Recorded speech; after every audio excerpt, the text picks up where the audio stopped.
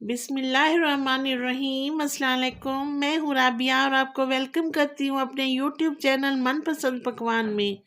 तो खुश रहें, आबाद रहें, जहाँ भी रहें, अल्लाह पाक की अमान में रहें।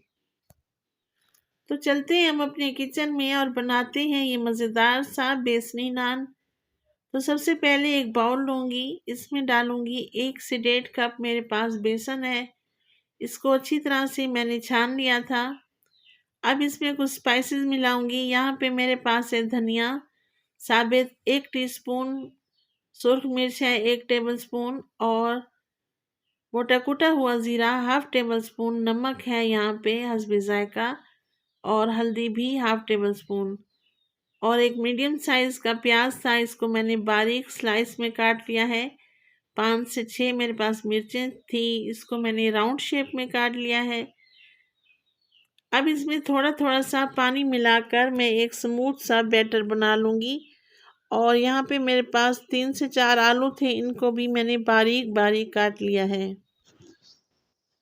तो आलूओं को भी मैं इस बैटर में मिक्स कर लूँगी। अब इसमें थोड़ा थोड़ा पानी मैं डालती जाऊँगी और इसका अच्छा सा स्मूथ सा बैटर बना लेंगे। जब भी हम कहीं पे सफ़र करते हैं तो अड्डों पर या गली मोहल्ले में ये रेहड़ियों पे हमें ये नान बने हुए नज़र आते हैं और ये बहुत ही मज़े के होते हैं। सर्दियों में तो स्पेशली ये गर्मा गर्म नान बहुत ही मज़े के लगते हैं।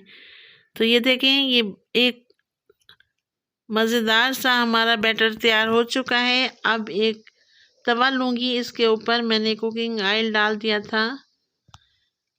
अब नान को हम उठाएंगे और इस बैटर को इसके ऊपर अप्लाई कर देंगे। ये देखें, कुछ इस तरीके से चम्मच भर भर के हम इसके ऊपर लगाएंगे ताकि जब हम इसको फ्राई करें तो ये बेहतरीन सा चटपटा सा फ्राई हो जाए।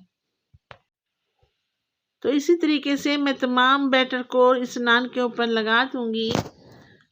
और देखें, मैं अब इसकी साइड चेंज कर रही हूँ।